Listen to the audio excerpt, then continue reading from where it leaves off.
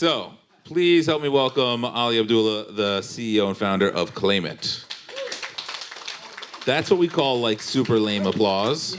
You guys got to bring the heat. Come on, give him a big welcome out here. There you go. So tell people briefly what is this on? Are we good? I think so. All right. Here, you take this one. I'm loud. What does ClaimIt do? Well, first, to acknowledge, forget your name over there. Hello. Good afternoon or good evening, everyone. All right. And so my name is Ali Abdullah, and I am co-founder and CEO at ClaimIt, a social marketplace which enables people and brands to share free stuff to create a buzz, drive traffic, and promote the things they love for free. So we're launching on August 15th, and users and brands will use a platform however they like, right? So as the same way you use Twitter and Instagram, you can use ClaimIt to basically promote whatever you love, right? By giving away things for free in exchange for you to drive traffic and create a buzz and build an ROI. So how do they, there's a digital and physical component here. How do they physically get the product to the end user? Yeah, so the earlier version of the app, which launched last year, there was a physical component to what we built, and it was driven from the ClaimIt truck or brick and mortars. Now the app has gone completely virtual. And so our partners, whether it's a brand or whether it's a user or someone like yourself, will handle the fulfillment. So there's a social component that allows you to be able to chat with locals or brands nearby or nationally.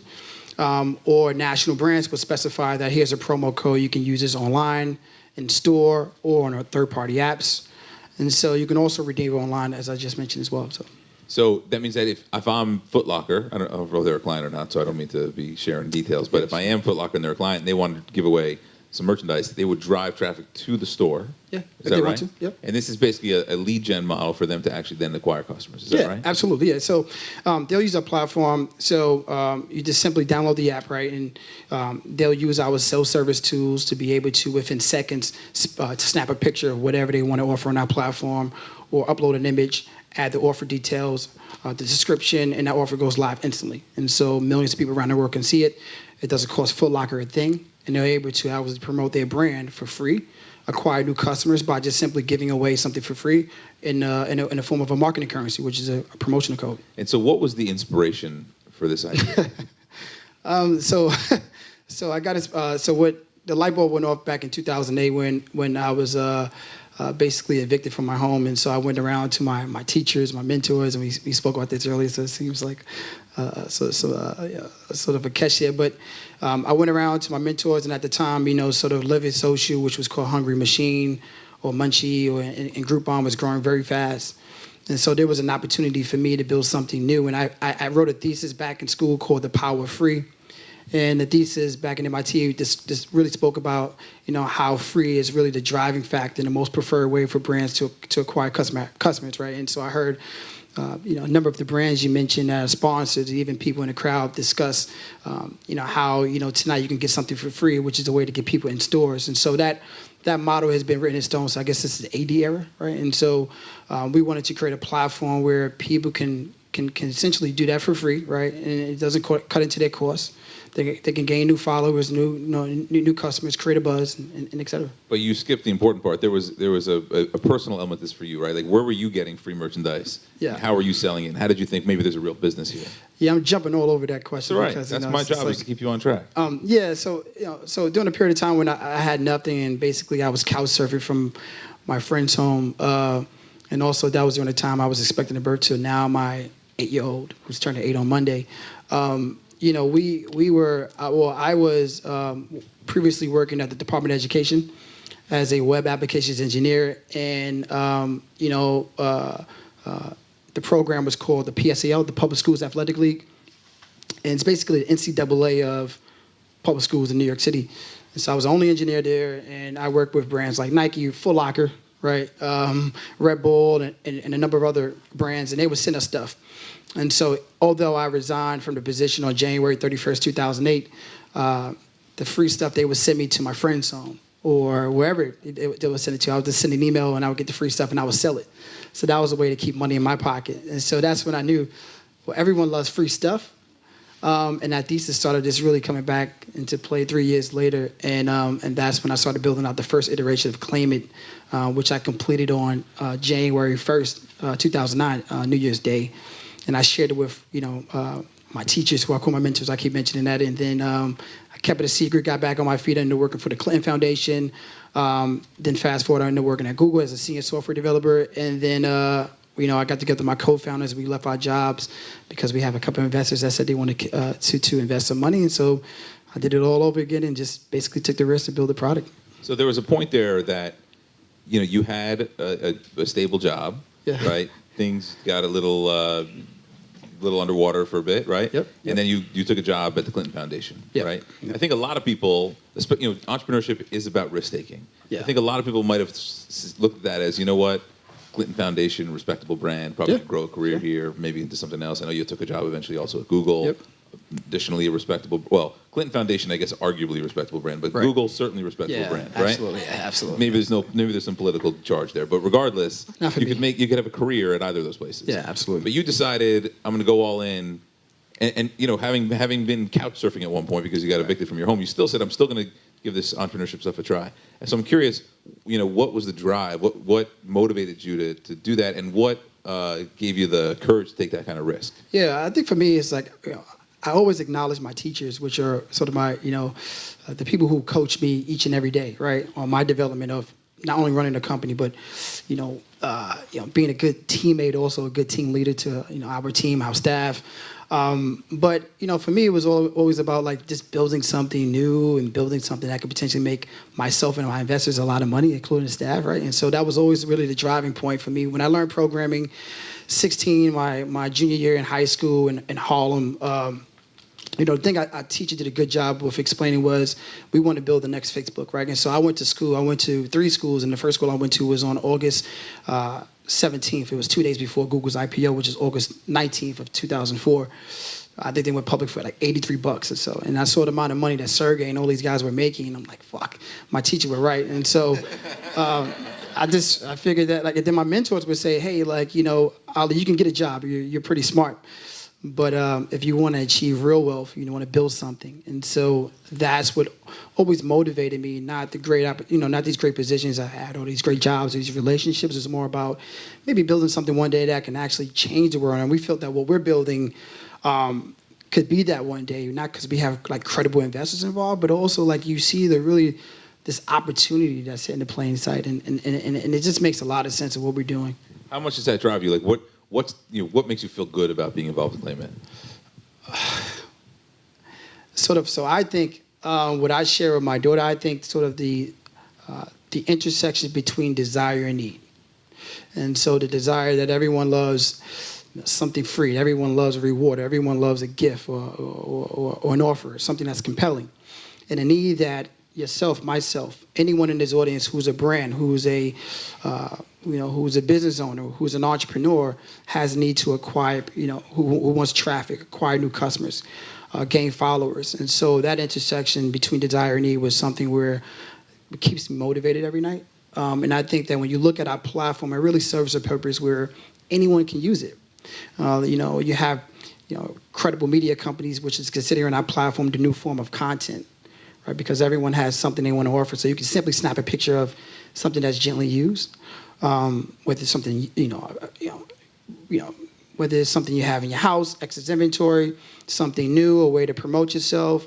You can connect with people locally and nationally. It doesn't cost you a thing. So unfortunately, we don't make any money right now, but we have a lot of traffic. So I'm wondering about, on this thesis, I want to push back a little bit because, when we sell even an $8 ticket here, the transactional value or the mental commitment associated with the transactional value is very, very high. Yeah. When we give away tickets to Propelify versus somebody buys even a $1 ticket, Yep. the likelihood that they'll be there is significantly higher. So how do you convince brands that giving away product is the right move for them? Honestly, that was one of the things. So we started with 4 people, well, 3 people, my co-founders, and we had 1 part-time hire, and then now we have a team of we don't know to this day. I still don't know. I think it's like 12. We laugh about this all the time, but it's like 10 to 12 people we have, but I know everyone's name.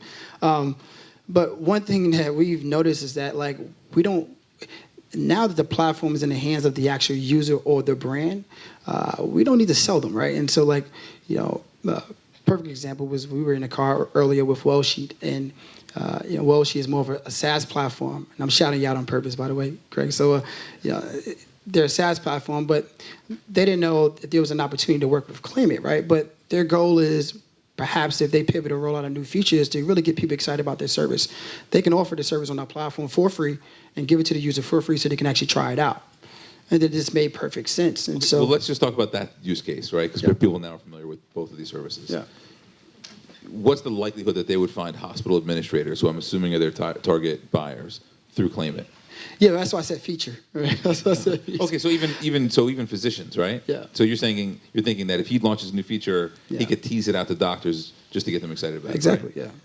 So same question, like how do you? I guess the broader question is, how do you target the demo that's on ClaimIt so that you have a strong value prop to anybody, any brand out there? So even from our experience with speaking at Propeller, we try to target millennials, right? And so the branding, everything, we spend, we like to say that the customer is at the core of every decision that we make. And so we spend a lot of time on focusing and zeroing in on who our target customer is. And it's really that sweet spot of 13 to 29. And 95% of our user base are millennials, which is interesting. And then 70% of that makeup are women. And maybe it's the pink, who knows? But they're more inclined to be the first one to try something, especially when they hear free, because it's more attractive to them. But that was for the earlier iteration of our product, and so now it's completely different. But I think we try to go after specifically brands, right? Or at least brands come out to us, or if we doing some inbound sales as well. Outbound sales. We're reaching out to sort of brands that millennials are very interested in, and we have a really good team that does a good job of really looking at and identifying who those brands are via social media, and also David, our community market manager, is out speaking to customers to really learn about like what they're interested in, what they're into, and so now we're going to be encouraging brand partners to be able to offer things on our app that is attractive and compelling for our user. So you've built this company in an interesting way, and you've surrounded yourself with some interesting people. So we met like a year and a half-ish ago at Tech Day, and I saw you walking around with a guy who was like 85 feet tall, and it turned out he was an NBA player. And I was curious about the story behind how you teamed up with that young. And so maybe you could tell people a little bit how that relationship started, how he's gotten involved in the business, who he is, by the way, and how that relationship has blossomed. Yeah, so when we met, it was at New York City Tech Day, which we happened to crush that day too, which was interesting. Thaddeus Young is a former star player of the Brooklyn Nets. Now he currently plays for the Indiana Pacers. We have a number of like celebrity investors involved with the company, from athletes to team owners to people you'll hear about soon, and some big name, high profile guys. But I met Thaddeus because one of our investors and biggest investors has a fund. He's also the owner of the 76ers, and during that time, I would hang around, Blitzer, and him and I would talk, and I was a big fan of Thaddeus Young and his game. And Thaddeus Young actually went to Georgia Tech. His interest was taking up computer science. And so when him and I met, we hit it off. And this was 5 years ago. And the first thing he mentioned was Uber, which is crazy. And I never heard of Uber. He told me about what Uber was, and you see where Uber is today. And so he made a big bet that he wanted to invest in Uber. He didn't get the opportunity to invest, but we stayed in touch. At the time, I was working at Google, and so we just stayed closely together. And I told him I was working on something that could potentially help him as a brand, help him as an influencer, but also help him make some more money as well. And he jumped on board, and he's been extremely helpful with like appearing at New York City Tech Day. It's not a paid appearance, obviously, by him, or at least by us or by anyone else. He comes there to help out. He's working the table. He's talking to customers. And all of our sort of high-profile investors do the same job as Thaddeus. And he brought us clients like Nike and others. So he's been extremely helpful. With somebody like him, have you guys ever disagreed? All the time. Yeah. I mean, one of the biggest cases we talk about, I think, and this is public, was basically the terms. It is now. Yeah. Well, the terms of what he wanted to invest on, which was completely absurd and unprecedented. And so, like, I wasn't much a fan of sort of his investment team, which now has become like some of my best friends, right? But that was one way. I mean, we disagreed for a year, right, on that particular matter of getting him to invest. But we disagreed also early on because the early iteration of ClaimIt was a really hyperlocal model that was more of a proof of concept. as we like to say, more of a beta. And so this launch that's happening in the coming weeks is our national launch, our main launch, our first launch. And we have a shit ton of people that's going to be using the app moving forward. So it's exciting. So I'm curious how, somebody here is looking to work with an influencer or celebrity, whether it's to market their stuff or to try to attract capital. What do you think the best suggested way is of how to approach somebody like that? Yeah, go out there and make it happen. Like, it's just no better way to say it. Like, you just have to, like, I kick down doors every day, right? So if you didn't want me to speak at this event, I would have made it happen somehow, right? And so you just got to find a way to make it happen. There's no excuses. You have to be extremely passionate and dedicated to your product. And like I think you mentioned this earlier, it really rubs off on people, right? And so I'm a very honest guy. I work very hard. I smile a lot, but I also like to get shit done, right? And so that's kind of what we live by at ClaimIt. We like to say smile and get shit done. And so, like, really, that's our mission every day. And we spend a lot of time laughing around our office. But also, it may seem like to someone else that we're not getting much done, but we are, right? And so you look at the progress we've made is all because that we like to, well, at least I like to think that we operate our team, especially since it's growing now, how the Warriors or how the San Antonio Spurs play, right? Everyone is able to shoot the ball. Everyone has the freedom. And that's something I learned at Google, right? The key word was autonomy, allowing everyone to be able to have the freedom to innovate, express themselves, to build, to create. And so that's kind of what we do at So a couple things. The first is on a high level, you're talking about like persistence, right? Like just knocking down doors. Mm-hmm. But if somebody's thinking, man, I've got an idea it's a B2C play and there's some celebrity or athlete who I think could make a good fit, how do they get in the door? Got to find a way. It's really no secret to success, right? If there was a secret to fundraising, I wouldn't be here. I probably would have sold the company by now. But I think that I think my secret is I'm very self-motivated. Right, and I see that when you talk about study statistics of like users' behavior, like 73% of the one thing my daughter found, which is interesting. We were at Applebee's and we were playing a game on sort of Applebee's, and they said like, I don't know, the questions along the lines of, what percentage would you say is afraid to go out there and try something new or build something? And it was like 73% of the actual country, and so. That's a big market that's afraid. So that 27%, I'm sorry, is me, where I'm the guy that's out there just trying to find a way to speak to this customer, this investor, this brand, speak to the user. And, we had an event last week where I'm never into myself. I'm always the one to make sure that I can go out there and speak to the customer as well and tell them and excited about what we're doing. Even when we had the truck, right? Well, we have the truck, it's in LA, but in the ClaimIt truck, I was always in the window because I love really seeing the response of people, getting their feedback. And although they were getting free things often, but what were their thoughts of the actual product? And we got a lot of feedback, and that's how we were able to pivot to build out this new version of the app. So in other ways that you've looked to raise capital, one, you became part of the Newark Venture Partners Accelerator. Yeah. Well, how was that? First of all, would you recommend that program to people? Absolutely. So we talk about this every day almost. The way we're able to speak about our product now, especially since we made a pivot, it was a fast pivot, right? And because we had growth, we had traction, but the model really didn't scale. And so we had a lead investor on the table, and then we also had a lead investor from Newark Venture Partners, and we thought it was just a perfect fit from their expertise of the partners of the company. And they really spent the last 3 months with us to help shape really the business in a way where I can casually just explain it to you and not really be arrogant in a way to say, hey, just try it out and you'll get it. So we're very comfortable now with speaking to the press and the media about what we're up to, what we're doing, and everyone seems to get it. And so,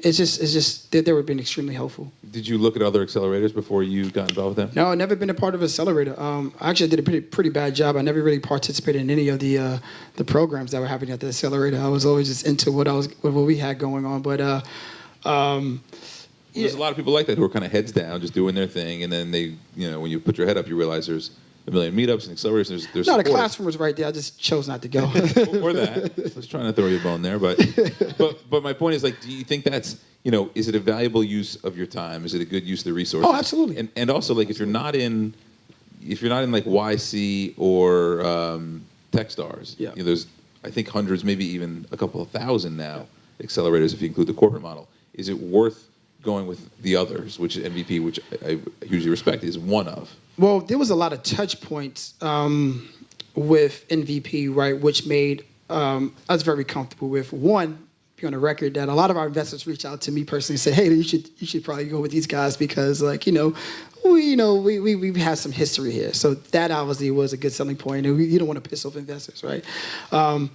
Secondly, I think that when you look at what Brendan over at Sideline Swap was talking about earlier, that the vertical marketplace industry is growing at rocket ship speed. And when you look at what we're doing and what he's doing at P2P, and being able to allow anyone to, whether it's a person or brand, to simply just in seconds sell or give, that's a huge opportunity for individuals, people, businesses, consumers. And so the partners had a lot of expertise in that particular field, and you see essentially what it has done for us, right? And over the past 90 days, we've attracted more than 55,000 users to our app launch wait list. We got a ton of brands on board, and it's really because of those guys. But obviously, we have to acknowledge ourselves first, right? But I spent a lot of time with those guys in the early morning, in the evening, and I remember one of the partners would say, Ali, all these meetings, is it for you to get ahead of everyone else, or... And that's exactly how I'm actually impersonating him. That's how he talks. But I'm like, yeah, I mean, I just want to be ahead and be 10 steps ahead. And so he's like, all right, well, I'm impressed. And then we go to demo day, the first demo day we ever participated in. And we did a good job. I had part of the team there to represent and sort of talk about what they've been up to. And so I think what we do at the company, I try not to shine a light bulb on me. I try to also shine it on the team as well. And you were there to witness that. You guys did a great job. So you're on you participated in a show that's now airing, right? Yeah. There's some legalities here that we're not allowed to talk about, so I want to be sensitive to that. But yeah, you're on. You participate in Planet of the Apps, right? Yep. So can you explain to people the format of the show and who the judges are that are involved? Yeah, it's the weirdest show ever. It's like fun. So we were all right. So I'll tell you the story. How much time do we have? 10 more minutes. All right, cool. And I want your feedback too on how I'm doing as well. So we won the Innovators Lab Award at CES 2016, January 3rd. So I'm good at remembering dates. And so I'm curious why that is. Like there's a few dates, even on the phone this afternoon, that you really that stick out to you. Like, have you always been like that, or are these like emotional moments for you that like no matter what happens, you're gonna remember? A lot of them are emotional. Not the awards and the publicity. I really don't care about that because like unless it doesn't bring money or like a lot of users, I really don't care. Like I give anything about that crap. But at MIT, a lot of the beavers at MIT have something called reflective memories, and so that's kind of something I similarly have, like important days I can remember. But we won the award, and so Eddie Q comes up and says like, "Hey man, I think this is great." So I'm like, "You want to buy the company?" So Eddie Q is like the number 2 guy at Apple, and he's like, "What?" I'm like, "Do you want to buy the company?" He's like, I like his spirit." I'm like, "I'm serious. I want to sell the company." So we stayed in touch, and then like maybe 8 months later, someone reached out to me from Apple and like, "Hey, I want to schedule a call." So I'm like, "All right, maybe a sale is gonna happen."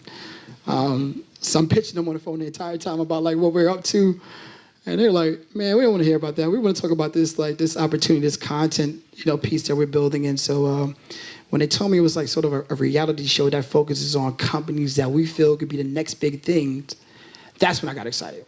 But all I heard was a reality show. I'm like, I'm not doing that at all. And so then the word gets out, and Apple released that they have like it's really their show, and so everyone got excited, and so like they did like this nationwide casting, and over 20,000 applicants were submitted. It only in 4 cities, and with the San Fran, L.A., New York, and I think Boston. So more than 20,000 people submitted the applications, and we get a phone call. They want us to fly down, and we flew down to Apple's office, and we pitched our product. And at the time, we had to really show, like, basically sort of how our product is going to scale, and how it's much different from the earlier beta iteration of our application. And when we did that, they were pretty convinced. And so then they tell us in that moment, like, "Oh, great, you're on board." We still have to go through the process, and we went through the process, and we were selected. It was like a huge deal because, like, someone from Apple reaches out to you, and so. You know how many companies ultimately were selected? So they're on episode 5 now. Our episode airs the same day we're going live, and you're probably wondering why. It's because that's what Apple asked us to do. So August 15th, you guys want to write that down? Wait. August 15th is Where can people watch it? You can watch it on Apple Music. Yeah, and so we'll be offering free subscriptions on our platform. They're currently offering free subscriptions right now for first-time Apple users, Apple Music users. And so the show was cool. We flew down to LA every week. We participated in sort of like this really, I would say it was like a venture capital accelerator, which was hosted by Lightspeed. And so that was really the defining moment of like how we made our pivot. Like I learned so much from the show, and not just from the celebrity mentors, but also from Lightspeed, and the founders of like these big companies I can't mention that were on the show. Well, let's share. Explain to people the format. You tell people how this works. Yeah, so it's like, so everyone thinks it's like Shark Tank. It's not like Shark Tank. I mean, obviously there's a small component to Shark Tank, but what was different from Planet of the Apps and Shark Tank is that we spent 2-3 days a week over the course of 4 months with our advisors, the investors, and they really helped us for like 4 to 5 hours each day to really help us really, think about scale, think about these problems, try to find holes in our product. And that's when it was sort of defining moment for us. And so we had to pitch to these sort of the celebrity judges on the show, or advisors, which is like... Tell people who they are. It's like Gwyneth Paltrow, will.i.am, Jessica Alba, and like Gary Vaynerchuk. And so forget Gary, I know Gary, but like the other guys, I was more interested in them. So you get to pitch them in an elevator pitch, and if they do not like your pitch, you get to go home.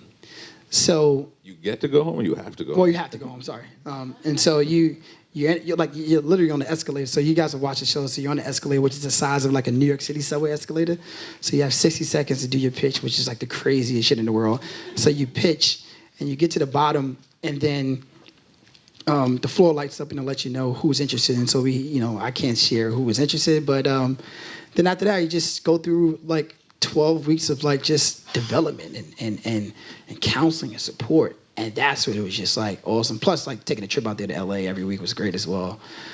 So yeah. So when somebody's looking at these, I mean, whether it's an accelerator or something like this show, I'm constantly battling the issue of distraction. Yeah. And making sure that I'm only saying yes to things that make sense to grow the business. Yeah. And sometimes those things are obvious, sometimes they're not. But how did you decide, like, all right, this is worth flying out there, like the grind on the team, the potential distraction? How did you decide this was worth doing? Yeah, that's a great question. I think for me, it was all about timing, right? And so we knew we were going national. We knew it would probably take us anywhere between 6 to 8 months to go national. And so that was basically the only ask I had for those guys was like, hey, like, would this align with our national release? And like, knock on wood, it did, right? And so there's a lot of pains within that, but at the same time, they kept their word. We had to do the work, and so it felt right. The only thing was just being on camera. Like there was often times where, like, since it's a TV show, like having 15 cameras around you, if you're not like if you're pitching or talking to someone and you're not loud enough, although you're just so laser focused, they want you to speak louder. So those moments of like breaking your focus or your flow. Other than that, are you saying to the point where you have to like redo a scene? Yeah, all the time. Yeah, it was like straight up TV. It was. How much did you find that they tried to guide the storyline? No. So that's one thing I will say. I'm very on the record with anyone that knows about the show that it wasn't sort of like fake at all. It was like real. Like Apple wanted these companies to be like the next big thing, and so the companies they selected were I think anywhere between 15 to 20. They kept us. I only know like 3 or 4 companies on the show, so I don't know all the other companies that's been on the show, and I'm like, who are these guys? I've never seen these guys before, but it's just been great. Like, we're in touch with them. They're helping us really just grow our companies, and we have some big things planned with Apple down the line, so it's a great experience. And so now there's we won't say who, but a second celebrity basically involved in your company, and I'm curious, like these are strong personalities that could be intimidating. How do you manage that? Yeah, I don't look at people for who they are, right? As far as like, you could be Michael Jordan. I would just ask you for some shoes. You didn't know? Like, I knew. I know these people are by their names, but we have celebrities come to our office or we meet with them, and I don't have no clue what some of the people oftentimes that they reference. I'm just really into what I do and what I have going on in the company, to be honest. So, spending time with the celebrities were great, but I'm there for the support. I'm there for the encouragement. And with that said, that was when they took me very seriously because I'm not there. There's some companies there, honestly, that were just there to like really promote themselves and really over into themselves. I was there to just say, hey, I want to build a $1 billion company. What's the biggest mistake you guys have made in building ClaimIt so far?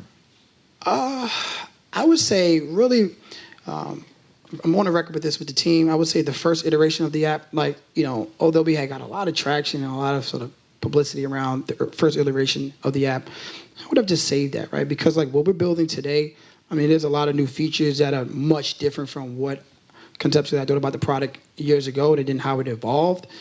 So I don't discredit the early iteration of the app. However, I will say that, we could have just, just pause and I could have just stayed at Google maybe another year or so and then like just eventually, launch with what you guys will see in the next 4 weeks or so of this app. But there's other mistakes in between that as well.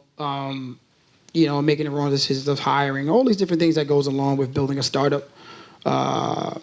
There's a lot of disappointing times. Like we had a lead investor like a year ago, and I'm on my way to the actual championship game of the Final Four, April 2nd, 2016. And so I'm on my way to the Final Four game, and the VC says, like, hey, man, like, you know what? We're all into this, but we're going to pass right now. Although we did say we're going to lead the round, we're going to pass right now until we see sort of this new version of the app. So I'm looking forward to launching and throwing the app right in their face. If your daughter said to you she could go work at Google, whatever, some company like that in the future, or she has this idea for an app. She has an idea for an app which makes its own boxes that people can purchase. I'm not sure how this is a real thing? This is a real thing. Oh, So I was going to say, what would you encourage her to do? But it sounds like you've already So we encouraged moved her. from Manhattan to now we live in Newark, so close to the office. And so as we were moving, she had an idea. So she know how to. She's now at ID Tech at Columbia University. Didn't you just say she was 8?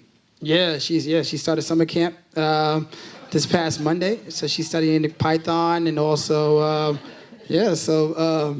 So she wants to build an app idea where it can somehow it can build boxes or ship boxes to people who need boxes to move. So I'm going to support her for it. Tell her to look at Ship, SHY. That's what I told her. I said, look at all the competition. I'm like, they build their own boxes on demand. I know. I told her to look. She's like, oh, this is cool. But she said kids are going to need them. I'm like, kids don't have any money. But that's exactly what I told her. She's hustling. But she's hustling. Yeah, as long as she can get encouraged to really express herself and, as I mentioned, innovate and build something. There's no failure that comes with that, right? Like when you actually put something out there, whether people use it, whether they hate it, that's not a failure, right? Like it's just you have to embrace it and you're on to the next thing. So let's see how it goes. It's a step on the path. Yeah. So, we've gotten to know each other a little bit over the last 18 months or so, and I think you could tell with this group, with Propelify, we try to be about how you can help people out. Yeah, so absolutely. the question that we always end with here is, what can we do as a community to help you out? What do you want people to do here? Oh, so all right, cool. That's a great question. What we typically do, I'm not much of a fan of doing these public speaking things, but however, oftentimes it comes with the territory because it helps the company and helps you obviously understand what we're up to. Promotion is a good thing.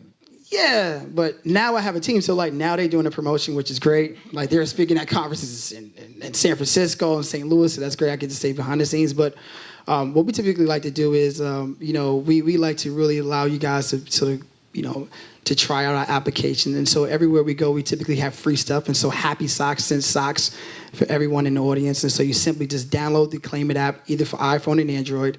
And we have Happy Socks for everyone. And so David is the guy to see. So just to be clear here, people, if they download the app tonight, he'll give you a pair of socks. Yeah, we have socks for everyone. That's awesome. That's what makes but David not great. really answering the question. That's more what you can do for us. So I appreciate the socks. Well, no, and download yeah, the app and we'll get it. But you looking to hire people, you trying to meet somebody, you need more likes on your Facebook page. Give me something these people can really do. We actually need more likes on our Facebook. We just launched that baby, so we're 55 likes. Okay, maybe I don't. I don't know what's happening. I know on the software side, I can tell you that. We always need, obviously, help on the software side. And so we are interested in hiring another junior full-stack developer. And so that might be a little far-fetched to have a junior full-stack developer, but it's more of a junior developer on the front end, iOS. Please come see me. Obviously, if you're an investor as well. Although we have just raised a round, we always love to speak with investors and get you guys excited about what we have coming up. Use the app. Yeah, as I said, that use the app, right? All right. We want to be able to allow you to download the app, and well, they can't use it now because like this is what we do. We argue all the time. This is like it's amazing. But no. So. The smiling and getting shit done. She's got there's a Chinese expression called the smile tiger. I feel like she's like all about it. That's all we about. It's a good thing. Yeah. We're like so not on track, man. That's crazy. No, we're good. This has been really interesting. I really appreciate you coming to spend the time with us. Absolutely. How about a big round of applause Thank for you. Ali Abdullah? Thanks for coming out, man. You hanging out for a little bit? You gonna hand out some socks? We just got a few house.